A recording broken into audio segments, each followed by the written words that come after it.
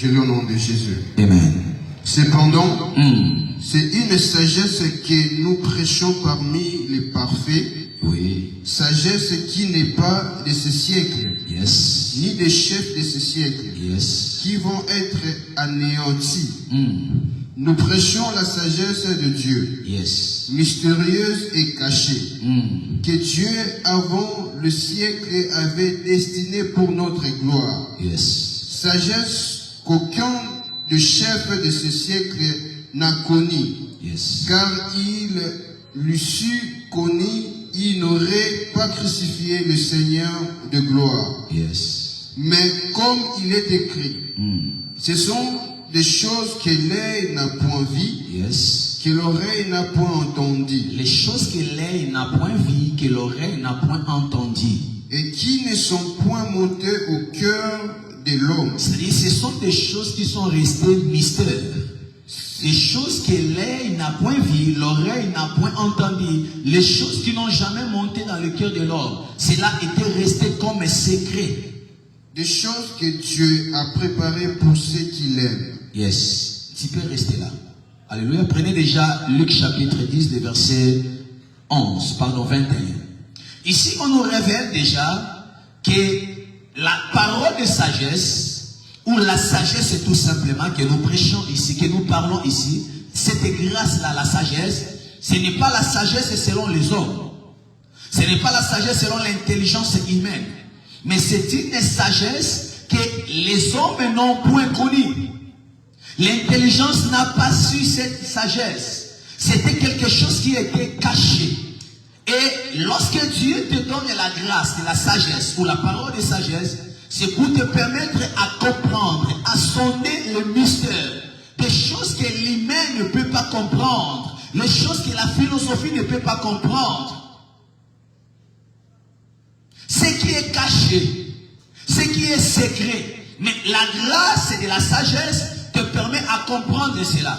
Mon frère, ma soeur, tu ne pourras pas comprendre Dieu dans la profondeur lorsque vous manquez sa sagesse. Lorsque vous manquez cette grâce de la sagesse. C'est la sagesse qui te fera découvrir des choses cachées.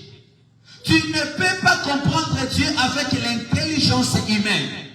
Tu ne peux pas comprendre le mystère de Dieu avec la sagesse des hommes. Il faut avoir cette grâce-là de comprendre. Vous pouvez prendre les Écritures, vous donner à un scientifique, à un philosophe. Vous allez remarquer que la manière dont le scientifique va interpréter les Écritures, c'est une manière qui est tellement littérale. Pourquoi? Parce que les scientifiques n'ont pas la sagesse de Dieu. Ils ne savent pas comprendre le mystère. Voilà pourquoi Saul, à l'époque, avec toute la connaissance qu'il avait, il persécutait les saints. Et lorsqu'il persécutait, lui, il pensait faire la volonté de Dieu. C'est-à-dire avec son intelligence humaine, avec ses diplômes. Parce que Paul était un docteur, il était un rabbin. Il interprétait les Écritures. Mais parce qu'il manquait à ce temps-là la sagesse de Dieu, la sagesse de l'Esprit, il pouvait interpréter les Écritures selon lui-même, selon sa pensée. Et cela persécutait le Dieu. Il pensait servir Dieu, or il persécutait Dieu. Mon frère, ma soeur, tu as besoin de comprendre Dieu. Et pour comprendre Dieu, cherche à ce que l'Esprit t'accorde la sagesse. Pas la sagesse selon les hommes, mais la sagesse est selon Dieu. Cette sagesse, l'humain, l'intelligence humaine ne peut pas comprendre. Cette sagesse te pousse à connaître la profondeur de Dieu, le mystère de Dieu, et à savoir comment faire la volonté de Dieu. Un jour, dans le chemin de Damas, le Seigneur rencontre Saul. Il dit, Saul, pourquoi tu me persécutes? Saul lui dit, mais qui es-tu? Moi, je ne te persécute pas. Je ne fais qu'exécuter les Écritures. Il ne savait pas que les Écritures tuent, mais c'est l'Esprit qui donne la vie. N'interprète jamais les Écritures avec l'intelligence humaine. Alléluia. Alléluia. Tu veux comprendre Dieu, tu ne comprendras pas Dieu avec l'intelligence humaine. Si tu veux comprendre le mystère de Dieu, cherche la sagesse d'en haut. Tu veux faire la volonté de Dieu, tu ne le feras pas avec ton intelligence humaine. Tu veux faire la volonté de Dieu, cherche la sagesse d'en haut. La sagesse là te donnera la compréhension exacte de ce que Dieu t'attend faire. La compréhension exacte de ce que Dieu veut de toi. La compréhension exacte de ce que Dieu est pour toi. Mais cette grâce et la parole de sagesse, c'est aussi pour sonder les secrets du cœur. Des phénomènes qui sont cachés. Tu peux lire Luc, s'il vous plaît, rapidement. Luc 10, en 21. Luc 10, 21. Je lis au nom de Jésus. Amen. En ce moment même, Jésus tressaillit de joie par le Saint-Esprit et il dit, je te loue, Père, Seigneur du ciel et de la terre, de ce que tu as caché ces choses aux sages et aux intelligents. Tu as caché ces choses aux sages et aux intelligents. Et de ce que tu as révélé aux enfants. Oui, Père, je te loue de ce que tu l'as voulu ainsi. Alléluia. Amen. Luc chapitre 9, le verset 18 à 20, rapidement. Luc 9, 18 à 20. Un jour que Jésus priait à l'écart, ayant avec lui ses disciples, il leur posa cette question. Qui dit-on que je suis? Il répondit, Jean-Baptiste, les autres, Élie, les autres, qu'un des anciens prophètes est ressuscité. Et vous, leur demande-t-il, qui dites-vous que je suis? Pierre répondit, le Christ de Dieu. Jésus leur recommanda sévèrement de ne le dire à personne. Il ajouta qu'il fallait que le Fils de l'homme... Même un passage là, ou encore même pensée, tu peux prendre ça dans Matthieu 16, 13 à 17, rapidement. Matthieu 13. Matthieu 16, 13 à 17. Matthieu 16, 13 à 17. Jésus étant arrivé dans le territoire de Césarée, de Philippe, demanda à ses disciples, qui dit-on que je suis, moi, le Fils de l'homme? Il répondit, les uns disent que tu es Jean-Baptiste, les autres Élie, les autres Jérémie ou l'un des prophètes. Et vous, leur dit-il, qui dites-vous que je suis? Simon-Pierre répondit, tu es le Christ, le Fils du Dieu vivant. Jésus, reprenant la parole, lui dit, tu es heureux, Simon, fils de Jonas, car ce ne sont pas la chair et le sang qui t'ont révélé cela. C'est-à-dire, ce n'est pas l'intelligence humaine, ce n'est pas la sagesse humaine qui t'ont révélé cette réponse. Mais c'est mon Père qui est dans le cieux. Tu peux t'arrêter là. Alléluia. La grâce de la parole de sagesse consiste à sonder le mystère. Tout le monde parlait de Jésus. Et Jésus voulait avoir la certitude si les disciples avaient aussi cette compréhension de lui. Il dit, tout le monde parle de moi. Comment on parle de moi? Il répond, les autres disent, tu es le prophète, tu es Jean-Baptiste, tu es Élie, tu es Isaïe, ainsi de suite. Et Christ tourne, il regarde le disciple, vous, que dites-vous? Pierre lui dit, tu es le Fils de Dieu, le Messie que le Père a envoyé. Jésus regarde Pierre, il dit que ce secret ne soit pas sorti, tu peux garder cela. Mais retiens une chose, tu es heureux parce que tu as reçu la grâce. Et cette réponse que tu as donnée, cela ne vient pas de ton intelligence, cela ne vient pas de ta sagesse, mais c'est le Père qui te l'a donné. Donc, l'apôtre Pierre avait cette grâce-là de sonder la profondeur, de sonder le mystère, chose qui était cachée, que plusieurs n'ont pas su, mais à travers la parole de sagesse ou la sagesse de Dieu, tu sondes le mystère et tu découvres ce qui n'a pas monté dans le cœur, ce que l'œil n'a jamais vu, ce que l'oreille n'a pas entendu. Tu veux comprendre le mystère de Dieu, cherche la sagesse de Dieu et tu deviendras un homme exceptionnel. Et le seul principe pour recevoir cette grâce de la sagesse, c'est aimer Dieu. Lorsque tu aimes Dieu, Dieu te donnera la sagesse. Développe tout simplement l'amour de Dieu. Parce que cette grâce, Christ dit, tu as caché aux autres, mais tu as donné à ceux qui perdent. Lorsque tu développes en toi l'amour de Dieu, Dieu t'accordera la grâce de la parole de sagesse et tu pourras comprendre le mystère que l'intelligence humaine ne peut pas comprendre, que la sagesse humaine ne peut pas comprendre. Deuxième don, les dons de la parole de connaissance ou du savoir. Don de la parole de connaissance ou du savoir.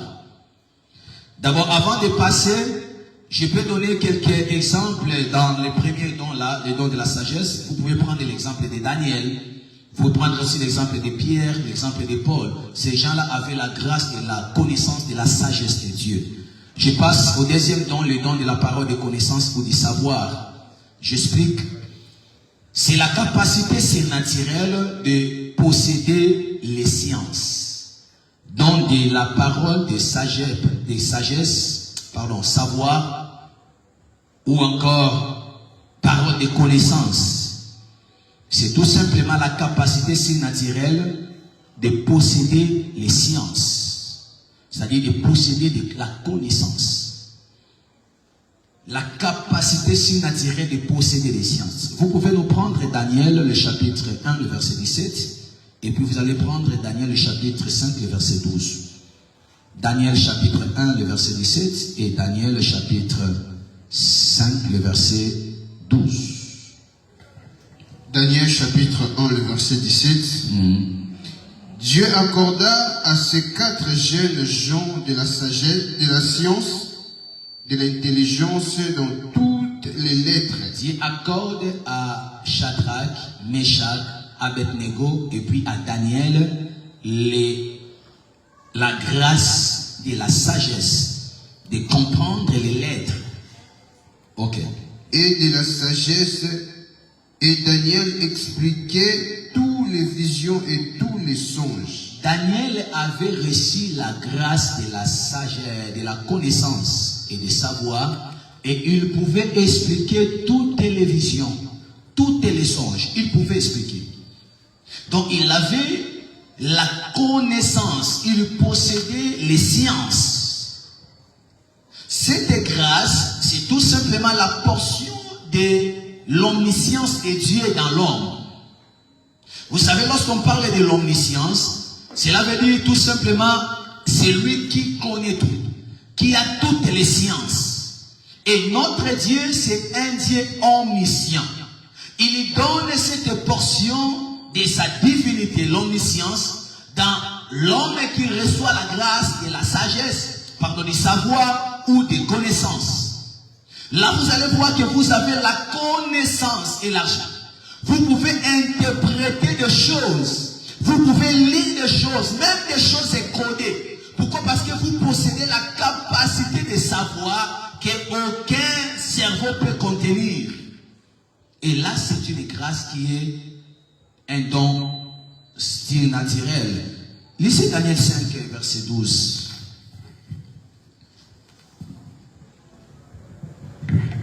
Daniel 5, verset 12.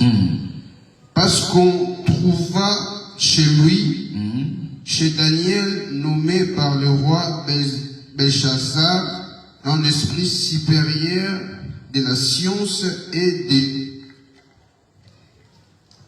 de l'intelligence, la faculté d'interpréter les songes, d'expliquer les énigmes et de résoudre des questions difficiles. Que Daniel soit donc appelé et il donnera l'explication. Merci beaucoup. Daniel était dans la déportation. Il était un étranger qu'on a pris pendant le moment de guerre et on a emporté dans un autre pays. Je peux dire qu'il était aussi un esclave. Parce que là où il était, il n'était pas dans son pays. Mais écoutez, même dans le pays étranger, là où il s'est retrouvé, en Babylone, Daniel s'est distingué de tous les citoyens de ce pays-là. Et qu'est-ce qui avait distingué Daniel? C'était son esprit supérieur. Il avait l'esprit supérieur des sciences, de comprendre des choses, de connaître des choses, d'interpréter des choses, des énigmes, des visions, des songes. Lui, il avait la capacité, il possédait cette supériorité dans sciences. Alors la science ne vient pas des hommes ou des scientifiques. Les scientifiques ne font que découvrir ce que le grand maître Dieu a déjà fait. Mais lui, le Dieu, c'est le Dieu qui a la maîtrise de toutes les sciences. Et lorsqu'il vous accorde l'esprit supérieur, la connaissance, le savoir, il vous rend supérieur à tous les gens de votre génération. Daniel s'est retrouvé dans un pays étranger, mais il était toujours dans la ceinture du roi, parce qu'on avait trouvé en lui l'esprit supérieur, l'intelligence, la connaissance. Il avait la maîtrise des sciences. Il pouvait interpréter les énigmes. Il pouvait parler même des visions que le roi oublie. Et lui, il pénètre la profondeur, il connaît les choses qui étaient dans les secrets. Et il révèle, il donne aussi l'interprétation. Donc dans cette grâce ici, on vous donne la capacité. Dieu vous donne de la capacité de comprendre des choses que l'œil n'a pas vues, que l'oreille n'a pas entendu, qui n'a jamais monté dans le cœur de l'homme, les choses que l'intelligence humaine ne peut pas sonder ou comprendre. Et cette capacité de science, c'est ce que nous appelons la parole de connaissance ou savoir. Tu as besoin de cette connaissance. Dieu n'est pas un Dieu de sots. Il n'est pas un Dieu de bourrique. Lorsque toi tu négliges, retiens bien que le Dieu que tu sais, c'est le Dieu qui est omniscient, c'est-à-dire maître de toutes sciences. Et lorsque tu es serviteur de Dieu, fais au moins le plaisir de ton Créateur. Lui, il est le maître de toutes sciences. Alors fais quand même plaisir de ce Dieu-là, pour que tu ne sois pas celui qui fait la honte de ton Créateur. Tu es le serviteur de Dieu, tu as besoin de l'intelligence. Tu as besoin de la connaissance. Et Daniel avait cet esprit supérieur, et cela cela avait rendu Daniel un citoyen exceptionnel. On pouvait reconnaître cette grâce même dans un pays étranger. Alors ne néglige pas la connaissance, parce que la connaissance te rendra aussi exceptionnel. Même dans les lieux où on te refuse, à cause de la connaissance, on te fera entrer. À cause de la connaissance, on te fera asseoir parmi les grands. Troisième don rapidement, les dons de la foi. Ici, la foi que nous parlons, ce n'est pas la foi comme la foi de tout le monde, la foi que tout le monde peut posséder, non. Ici, ce n'est pas la foi en Christ, non. Mais ici, la foi, ici, c'est les dons. Il y a la foi en Christ que tout le monde a. Lorsque tu as reçu Christ, tu es né de nouveau, tu as la foi en Jésus. Mais au-delà de la foi en Christ que nous pouvons tous avoir, il y a aussi cette foi-là qui est un don, une grâce. Et il y a la différence qui se passe entre ceux qui ont tout simplement la foi en Jésus et ceux qui ont les dons de la foi. D'abord, les dons de la foi, on explique que ces dons consistent à démontrer par l'homme la puissance de Dieu devant les obstacles. Les dons de la foi consistent à démontrer par l'homme la puissance de Dieu devant les obstacles. Celui qui possède ces dons révèle le caractère de Dieu, la toute possibilité de Dieu. Les dons de la foi. Ces dons consistent à démontrer la toute puissance de Dieu. Ces gens qui ont reçu la grâce de la foi ou les dons de la foi, Dieu travaille à travers leurs mains, à travers leur bouche pour démontrer sa toute puissance. Donc, devant les obstacles, vous allez constater, étant humain, il y a des choses parfois qui nous font trembler.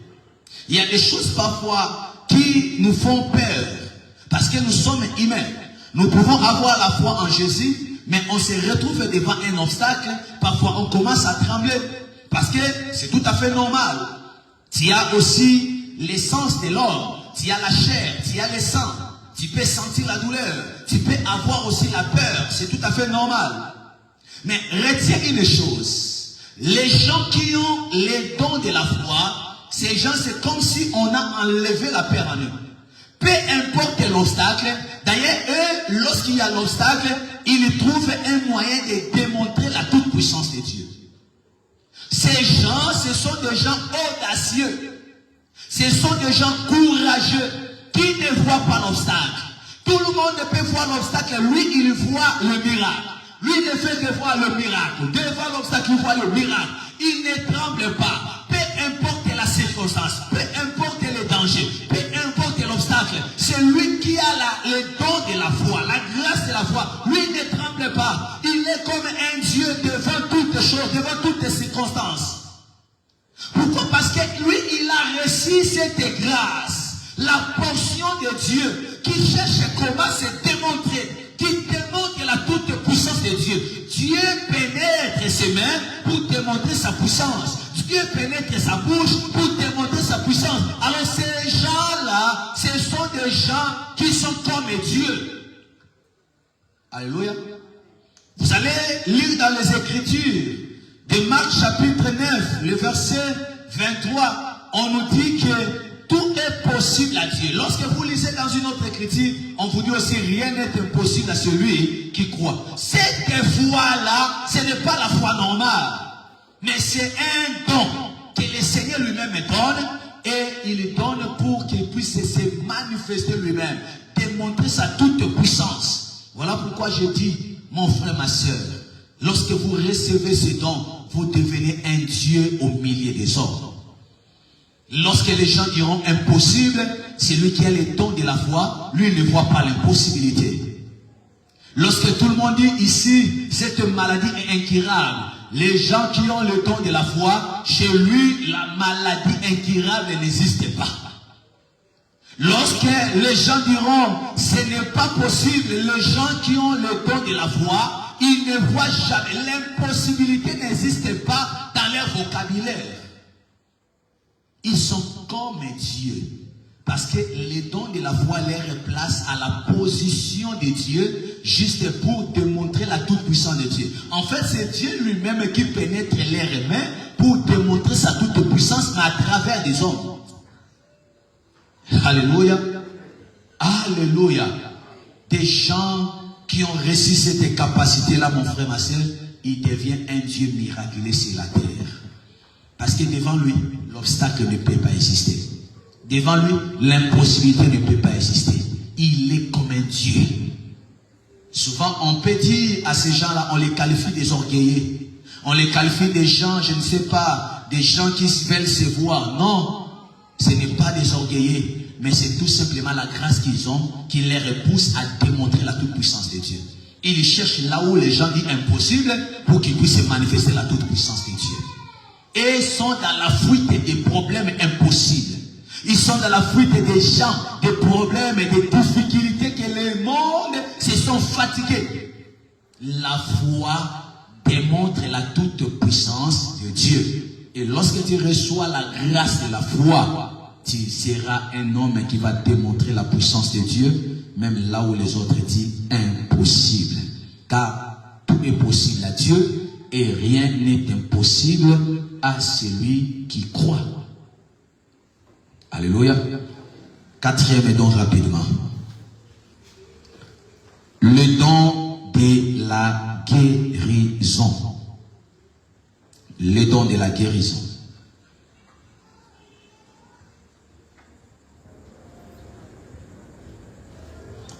Quatrième don, le don de la guérison. Ce don s'explique comme la capacité surnaturelle de guérir. La capacité surnaturelle de guérir. Le don de la guérison. C'est la capacité surnaturelle de guérir. Donc, tout celui qui possède ce don-là, de la guérison, l'exercice de la guérison devient son mode de vie. Lorsque vous recevez le don de la guérison, vous recevez la capacité surnaturelle de guérir. Là, l'exercice de la guérison devient votre mode de vie. devient votre monde, devient votre mode de vie, votre façon de vivre. Je peux citer en passant des gens comme les pasteurs Sikatenda. Je parle de pasteur Sikatenda, le père. Vous savez, je n'ai pas bien connu cet homme. Mais j'ai écouté les témoignages de ces grands hommes de Dieu congolais, paix à son âme. Cet homme-là, Sikatenda Jacques, lui, il avait cette grâce de guérison. Les dons de la guérison. Lui, il possédait ces dons-là. Vous savez ce qu'il faisait? Il convoquait les malades. Lui, le monde de la guérison, c'était son monde. Peu importe la maladie. Il y avait des gens qui étaient touchés de maladies de sida, cancer, je ne sais pas quelle maladie, des maladies que la médecine dit incurables. Les malades que les gens se sont fatigués. Et c'est ces gens-là qu'on a menés et on jeté au devant de cet homme de Dieu, la Sikatenda Jacques. Il prêchait, il était à l'aise. Je me demande si c'était moi, j'allais trembler. On vient avec dizaines de sida, des gens touchés de sida. On vous laisse les gens. On les apporte de l'hôpital. On vous apporte des gens qui sont touchés par des maladies terribles. Et vous êtes là. Je pense que vous allez changer la prédication. Mais cet homme de Dieu, il avait cette grâce. Lui, il faisait même appel à ces gens-là. Lorsque vous avez quelqu'un qui a une maladie incurable, venez avec lui. Il ne forçait pas. Il avait la grâce de la guérison surnaturelle. Il pouvait rester là. Il parlait aussi à Swahili là. Il pouvait toucher tout simplement les malades. Lorsqu'il y prie, automatiquement, la maladie quitte le corps. Et les gens étaient guéris de manière instantanée. Dans son église, là, c'était comme une chambre où on venait déposer des malades. Moi, je crois que le Dieu qui a utilisé l'apôtre Pierre était le même Dieu qui était avec notre père Sikatenda. Lui, lorsqu'il touchait les malades étaient guéris. Souvenez-vous de ce que Dieu a fait à travers son apôtre, l'apôtre Pierre. Il a dit, lorsqu'il y avait des malades, tellement ils étaient nombreux, on faisait coucher les malades.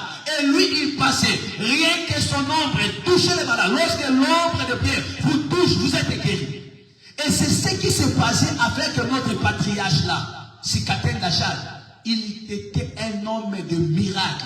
Et sa façon de travailler, c'était de guérir seulement les malades. Les malades étaient guéris. Le miracle était des miracles instantanés. Et lui, la spécificité, c'était de guérir les malades. Lorsque vous trouvez quelqu'un qui a une maladie incurable, venez avec lui.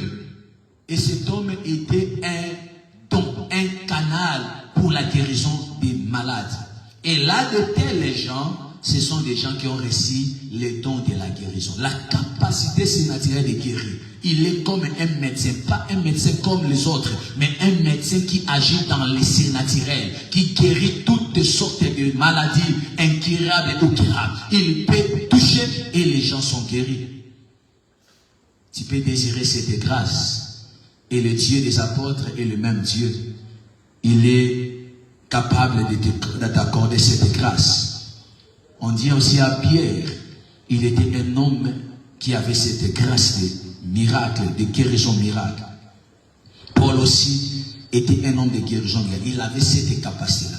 On touchait seulement, on prenait les linges, on mettait dans les fronts de Paul, rien que l'essuyer, on faisait toucher aux malades et les malades étaient guéris.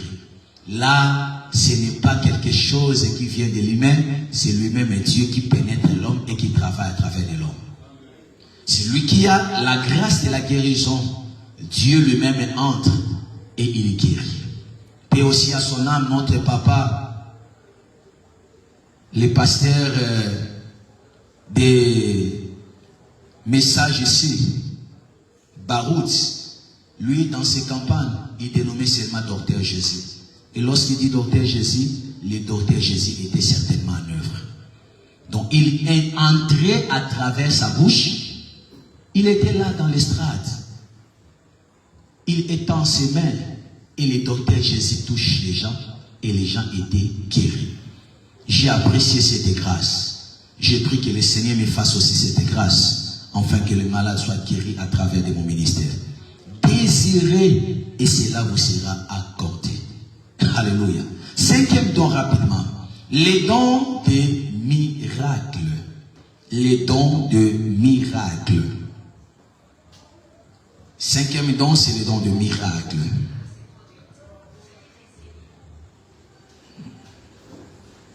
Pour les passages des dons de guérison, vous pouvez trouver les passages où on parle l'ombre de Pierre guérissait les malades, où on parle, on mettait les linges dans les corps de Paul et son souillère guérissait les malades. Trouvez-moi ces passages et vous allez donner au peuple. Cinquième don, les dons de miracles. Les dons de miracles, c'est une capacité de produire le miracle. Lorsqu'on parle de miracles, on parle de choses surprenantes et dignes d'admiration. Donc, les dons de miracles, c'est la capacité surnaturelle de produire des choses surprenantes et dignes d'admiration. Les dons de miracles, c'est la capacité surnaturelle de produire des choses qui étonnent. Parce que le miracle, c'est ce qui fait naître l'étonnement.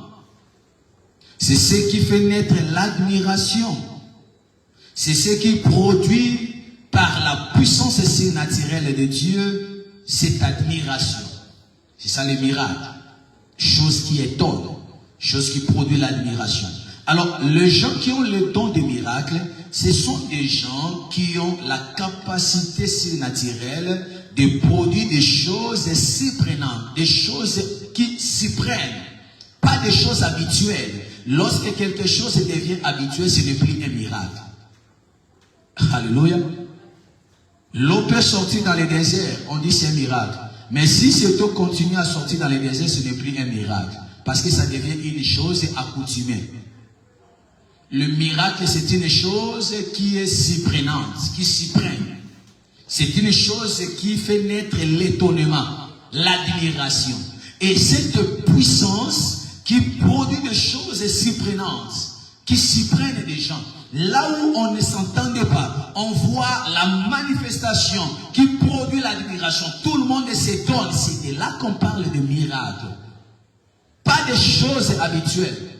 Pas des choses accoutumées, mais des choses qui s'y prennent. C'est là le miracle. Exemple, lorsque vous prenez le livre de Pierre, des Actes des Apôtres, le chapitre 3, vous prenez le verset 1, vous descendez. Vous allez voir le miracle. Une chose qui a surpris les gens. Et là, on nous parle de Pierre et Jean qui venaient tout simplement de vivre l'expérience de la Pentecôte. Et après cette expérience, ils étaient équipés, remplis de grâce, remplis de puissance. Ils avaient reçu cette grâce de miracle. Ils se retrouvent devant un paralytique. Ce paralytique était tout le temps là devant la porte du temple. Et son travail, c'était de demander l'aumône. Mais Pierre entrait aussi dans ce temple-là. Il voyait ce paralytique. Parfois, il donnait aussi l'aumône. Mais ces jours-là, après l'expérience de la Pentecôte, lorsqu'ils étaient dotés de la grâce et de miracles, il se retrouve devant les paralytiques. Il dit aux paralytiques, regardez-nous encore. Les paralytiques regardent, s'attendaient à recevoir quelque chose. Ils s'attendaient à recevoir l'aumône, qui est l'offrande de pauvres, de misérables. Lui s'attendait à ça. Mais Pierre lui dit, regarde-moi encore, fixe bien ton attention sur moi. Et Pierre lui dit, nous n'avons ni or, ni argent, mais ce que je te le donne. Qu'est-ce qu'il avait? La grâce qu'il avait. Et cette grâce pouvait produire le miracle. Alléluia. Merci beaucoup. Alléluia. Merci berger. Et il dit à cet homme, regarde-moi, fixe bien ton attention Attention, l'homme fixa l'attention, s'attendant à recevoir quelque chose. Pierre lui dit, je n'ai ni or ni argent. C'est que j'ai jeté les doigts. Au nom de Jésus, prends ton lit et marche.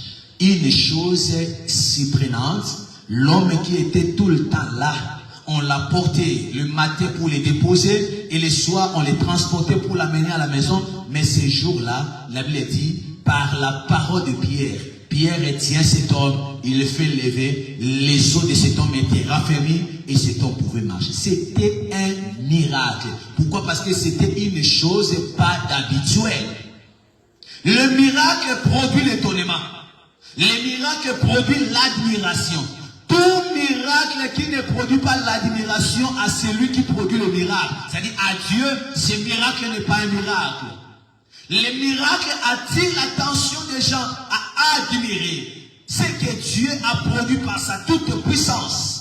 Et les gens qui reçoivent la grâce du miracle, ces gens-là deviennent des gens filés qui gagnent même beaucoup des âmes pour Dieu. Parce que vous devez savoir que le miracle, c'est parmi les éléments qui convainquent le cœur des incrédules pour qu'ils croient au Seigneur. Tu veux que les incrédules croient, parfois il ne suffit pas de parler seulement. Parce que lorsque vous parlez seulement, les incrédules ne croiront jamais. Mais lorsqu'il y aura manifestation de choses extraordinaires, c'est par là qu'ils pourront reconnaître qu'il y a un Dieu capable. Il y a un Dieu qui peut produire les miracles. Un Dieu qui est le même hier, aujourd'hui, pour l'éternité. Les dons de miracles. Tu peux désirer ces dons.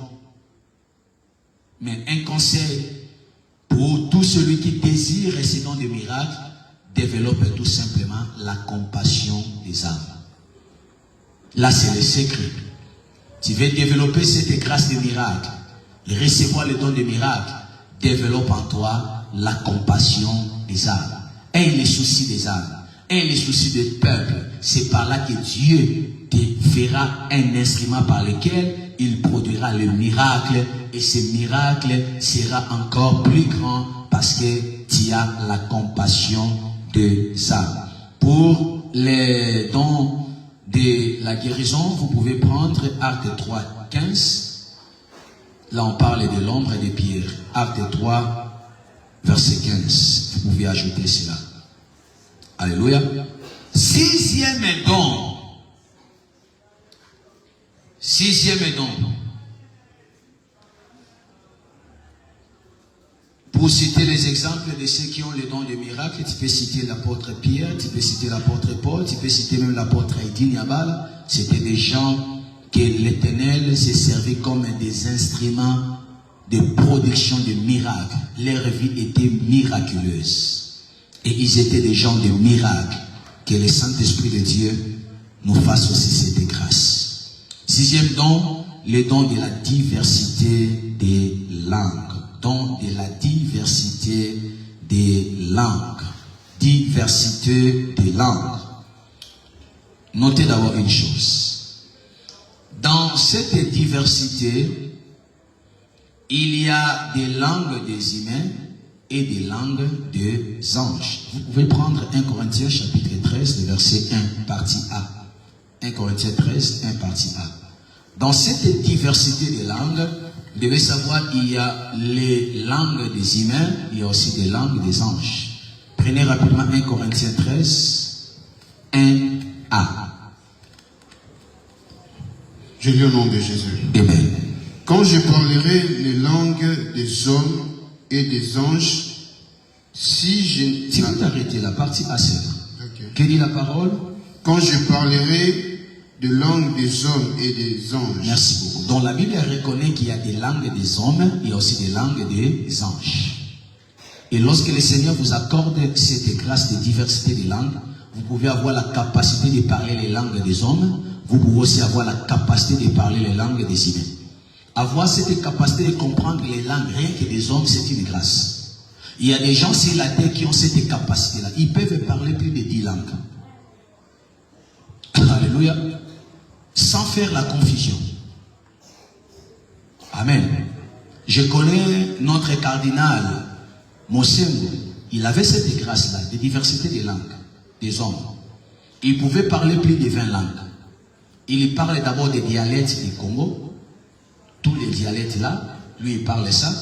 Il ajoute des langues, des étrangers, français, anglais, je ne sais pas, grec, et tout ça, il parle ça.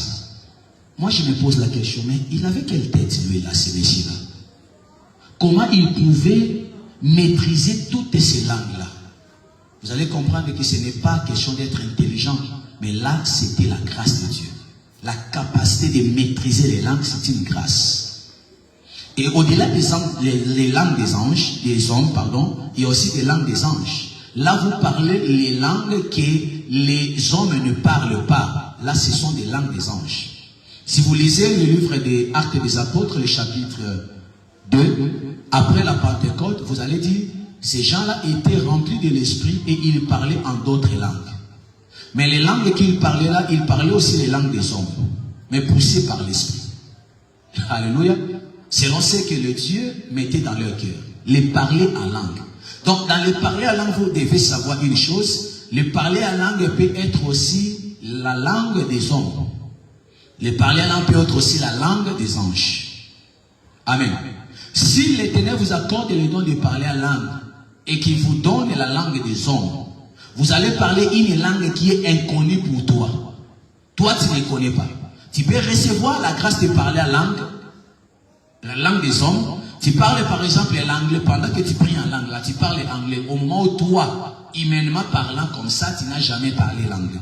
Mais dans ton parler en langue, tu parles l'anglais. Dans ton parler en langue, tu parles grec. Dans ton parler en langue, tu parles, je ne sais pas, araméen, je ne sais pas quoi là. Ok. Mais tu parles une langue des hommes, mais qui est inconnue pour toi. Et c'est une grâce de parler en langue. Et même aussi dans le parler en langue, tu peux parler une langue qui n'est pas des hommes, que les hommes ne parlent pas. La langue des anges. Parce que les anges ont aussi leur langue. Donc, tu dois comprendre que dans cette diversité de langues, il y a des langues des anges, il y a aussi des langues des hommes. Et lorsque vous recevez cette grâce-là, dans le parler à langue, vous commencez à parler dans une autre langue qui est inconnue pour toi. Et l'esprit te pousse à parler. Alors, une chose, les parler en langue sont une forme de prière par laquelle l'esprit humain prie d'une façon qui transcende la capacité de la raison humaine. Lorsque tu es sous l'influence du Saint-Esprit, tu commences à parler en langue, c'est maintenant ton esprit qui prie sous l'influence de l'esprit. Et c'est là l'intelligence humaine reste stérile, inactive.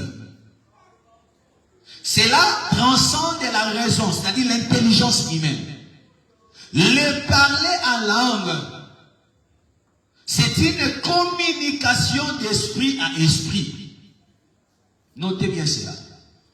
Le parler en langue, c'est une communication d'esprit à esprit. C'est-à-dire l'esprit de l'homme s'entretient ou communique avec l'esprit de Dieu dans le parler en langue.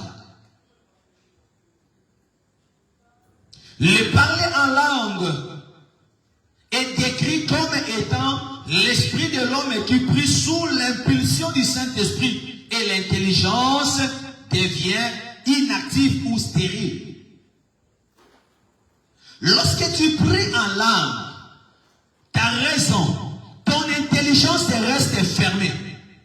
C'est maintenant ton esprit qui commence à parler, qui commence à entretenir avec l'esprit de Dieu, qui commence à parler avec Dieu. Et là, l'intelligence humaine reste stérile, reste inactive.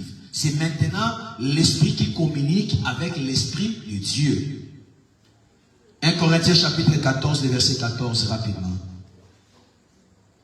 1 Corinthiens 14, 14. Car si je prie en langue, yes, mon esprit est en prière, yes, mais mon intelligence demeure stérile. Mon esprit est en prière, mais mon intelligence demeure stérile. Donc lorsque je parle à langue, d'ailleurs je dirais à l'église que parmi les signes extérieurs de baptême de l'esprit, c'est de parler à langue. Parce que le jour de la Pentecôte, lorsque l'Esprit de Dieu était descendu, tous parlaient en langue. C'est l'un des signes extérieurs qui démontre que tu as reçu la puissance de l'Esprit, la grâce de l'Esprit, la visitation de l'Esprit. C'est le premier signe extérieur. Alléluia. Et lorsque tu parles la langue, ton esprit reste stérile. Et pardon, ton intelligence reste stérile. Et ton esprit commence à communier avec le Saint-Esprit. Selon le passage de 1 Corinthiens 14, les langues sont une forme de prière par laquelle l'esprit de l'homme prie d'une façon à surpasser l'intelligence humaine, à surpasser la manière de la communication humaine. L'esprit de l'homme commence à exprimer des choses avec le Saint-Esprit, mais l'intelligence reste stérile. L'avantage de parler en langue, c'est quoi? L'avantage de parler en langue est que premièrement, tu ne pries pas selon l'intelligence, selon la chair, mais tu commences à prier selon l'esprit. Dans le parler en langue, il n'y a pas d'erreur. Alléluia. Tandis que dans la prière et l'intelligence, tu peux commettre aussi l'erreur. Pourquoi tu peux commettre l'erreur? Parce que c'est ton intelligence qui te pousse. Dans la prière de l'intelligence, tu peux aussi oublier certains aspects. Pourquoi? Parce que étant qu'homme, tu peux oublier des choses. Mais dans le parler en langue, on n'oublie rien. Dans le parler en langue, on ne commet pas d'erreur. Dans le parler en langue, on prie exactement selon ce que Dieu attend de vous. Pourquoi? Parce que le parler en langue, c'est sous l'impulsion du Saint-Esprit. C'est le Saint-Esprit qui te pousse à parler des choses. Parfois que toi tu ne connais pas. Il y a des requêtes que tu connaisses par rapport à ton intelligence. Tu dis, lorsque je monterai à la montagne, je dois prier pour tel sujet. Là, c'est ton intelligence. Mais il y a des choses qui sont cachées, que toi tu ne connais pas. Tu peux prier ici, au moment où l'Éternel t'attend à faire une autre chose. Tu peux aussi oublier. Tu étais monté pour prier pour un sujet. Tu arrives et tu oublies parce que l'intelligence peut aussi oublier. Mais dans le parler en langue, l'Esprit de l'Éternel t'amène à prier exactement selon le problème, exactement selon ce que Dieu t'attend faire. Là, il y a la précision. Le Saint-Esprit, pourquoi? Parce qu'il connaît la profondeur de Dieu. Il sait ce que Dieu veut de toi. Et lorsqu'il te pousse à prier, tu prieras non pas selon toi, mais selon Dieu. Voilà pourquoi la prière de parler en langue trouve facilement la réponse que la prière de l'intelligence. Parce que dans la prière de l'intelligence, tu peux prier, mais cela ne trouve pas le dossier de Dieu. Vous priez, vous ne rencontrez pas le dossier de Dieu. Alors là, vous allez vivre l'accomplissement de ce passage qui dit, vous demandez et vous ne recevez pas. Parce que vous demandez mal, dans le but de satisfaire vos propres désirs. Mais dans le parler à langue, il n'est pas question de tes propres désirs. Lorsque tu parles de choses, tu parles selon Dieu. L'Esprit de l'Éternel sonde la profondeur de Dieu. Il connaît la volonté de Dieu. Et il t'amène à parler selon Dieu. Tu peux avoir une pensée dans ton cœur, dans ta tête, que je prie pour ce sujet, je prie pour ce cas. Mais lorsque tu commences à prier là, l'Esprit peut te déplacer. Il te fait quitter ce cas-là. Il t'amène dans le cas exact que le Seigneur attend que tu fasses. Il est merveilleux de prier à l'âme. Parce que là, tu transcendes l'intelligence humaine. Tu ne parles pas selon toi, mais tu commences à parler selon Dieu. Tu deviens un instrument par lequel lui-même éternel utilise pour accomplir sa propre volonté. Tu deviens un instrument par lequel lui-même utilise pour attirer sa pensée de s'accomplir. Prier en langue, c'est merveilleux. Alléluia. Je regrette pour des communautés qui s'opposent à la prière de l'âme. Je dis, ils sont dans l'ignorance. Peu importe leur dimension, ils sont dans l'ignorance. Prier en langue, c'est une merveilleuse chose. Et c'est parmi les dons de l'esprit. Lorsque vous acceptez le don du miracle, acceptez aussi le don de parler en langue. Parce que c'est un don parmi les autres dons que l'Éternel les donne. Alléluia. Ces dons nous permettent à prier selon Dieu et ne sont selon les hommes. Et encore une autre chose. Dans le parler à langue, tu peux reprendre une seule phrase, un seul mot, mais cela n'a pas nécessairement la même signification. Est-ce que quelqu'un me comprend? Vous allez voir quelqu'un qui prie à langue, il dit raba, raba, raba, raba. Il commence raba jusqu'à la fin raba, raba. Lorsque tu l'écoutes, tu dis, mais il prie que la même chose. Non, il ne prie pas la même chose. Toi, tu écoutes la même chose, mais les rabats là, ça n'a pas la même signification. Les rabats de commencement n'est pas la même signification que les rabats de la fin. Donc là, dans le parler là, tu peux utiliser que la simple phrase, mais l'Éternel accorde toutes les significations. Parce que là, c'est l'Esprit de Dieu qui te pousse à parler. Parler à langue, c'est prier selon l'Esprit. Parler à langue, c'est prier non pas selon ta force, non pas selon ton intelligence. D'ailleurs, lorsque tu te sens fatigué, je te conseillerais de prier à langue. Parce que là, tu sortiras de ton intelligence, tu sortiras de tes incapacités et tu atteindras la dimension de l'Esprit. L'Esprit va commencer à te transporter pour faire des choses selon l'Esprit. Le parler à langue, c'est une chose merveilleuse.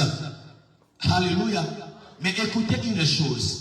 Quand est-ce qu'on dit de ne pas parler en langue? On dit de ne pas parler en langue lorsqu'il s'agit d'un message. Alléluia. Lorsque tu t'adresses à l'homme, je ne peux pas m'adresser à toi dans une langue inconnue. Sinon, tu seras incapable de dire Amen et tu ne seras pas exaucé. C'est à ce moment-là qu'on met l'exigence. On dit lorsque vous voulez parler en langue, il faut qu'il y ait un interprète. Pourquoi un interprète? Parce que celui qui t'écoute doit comprendre ce que tu as déclaré. Là, il faut aussi un autre qui a le don de l'interprétation de ces langues-là. Là, vous pouvez communiquer en langue. Mais lorsqu'il s'agit de toi avec Dieu, tu n'as pas besoin d'interprète. Tu parles avec ton Dieu. Est-ce que tu as besoin de ton interprète pour comprendre ce que toi tu dis? Non. Mais lorsque tu t'adresses à nous, lorsque tu t'adresses à l'église, tu dois parler à une langue que l'église comprenne. Est-ce que quelqu'un me comprend? Donc lorsque je prie en langue, si je prie moi avec Dieu, je n'ai pas besoin d'interprète. Je prie en langue parce que mon esprit est en connexion avec l'Esprit de Dieu et le Dieu connaît ce que je prie parce que c'est lui-même l'Esprit de Dieu qui souffle des mots, qui met des mots en moi, que moi je ne veux qu'exprimer. Mais lorsque je m'adresse à toi, je ne peux pas m'adresser en langue. Sinon, il faut qu'il y ait un interprète. Alléluia. Alléluia. Est-ce que tu peux lire Acte 2, 11 et puis Acte 10, 46?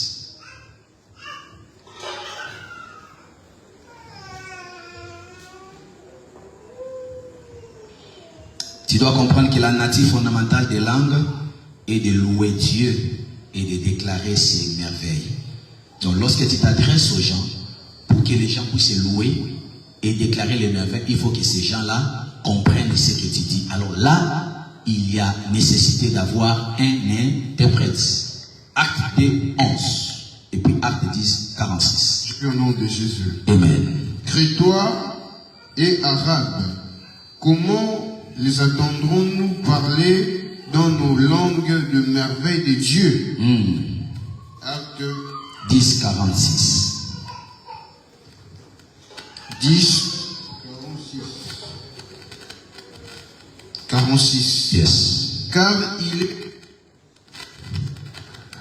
les entend parler en langue et glorifier Dieu. Donc le parler en langue consiste à glorifier Dieu. Amen.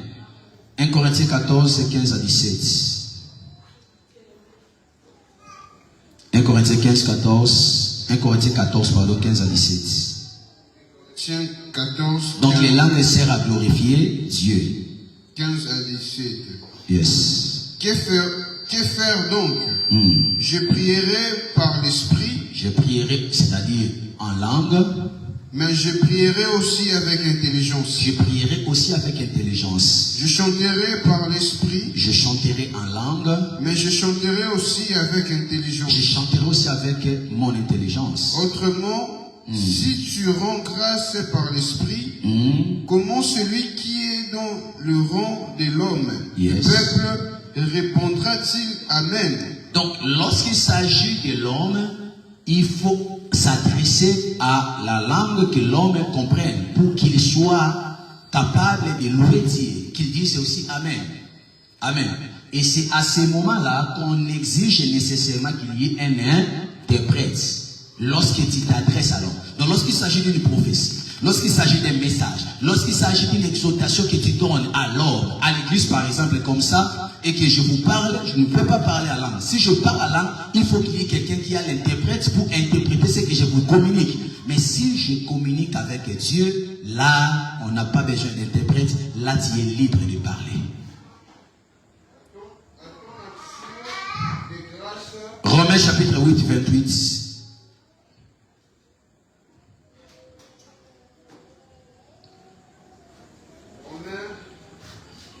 Romains chapitre 8, 28. 26. 26. De même aussi, l'Esprit nous aide dans notre faiblesse, car nous ne savons pas ce qu'il nous convient de demander dans nos prières. Yes. Mais l'Esprit lui-même intercède par des soupirs inexprimables. Merci beaucoup. On dit que dans notre faiblesse, c'est-à-dire pendant que l'intelligence n'est pas complète, on ne sait pas bien prier, on ne sait pas qu'est-ce qu'on peut dire, mais l'Esprit nous aide à ce moment-là à dire des paroles que l'intelligence ne comprenne pas, inexprimables, que ton intelligence ne pourra jamais exprimer, mais l'Esprit te pousse à parler. Donc le parler en langue, c'est prier selon Dieu. Prier en langue, c'est prier selon Dieu et non selon l'intelligence, ni selon la chair. Et lorsque tu pries selon Dieu, tu verras le merveille de Dieu. Déjà, j'ai parlé aussi du 7e don, l'interprétation, le don d'interprétation des langues. Là, il s'agit d'interpréter les langues que les autres ont parlé, que les humains ne comprennent pas. Et là, vous pouvez interpréter. 1 Corinthiens 14, le verset 19, c'est par là que tu vas trouver le don de l'interprétation des langues. Et je pense que le dimanche, nous allons parler maintenant les dons de la prophétie et avec un thème important, savoir si la prophétie et son utilité à l'Église. Que le Seigneur vous bénisse.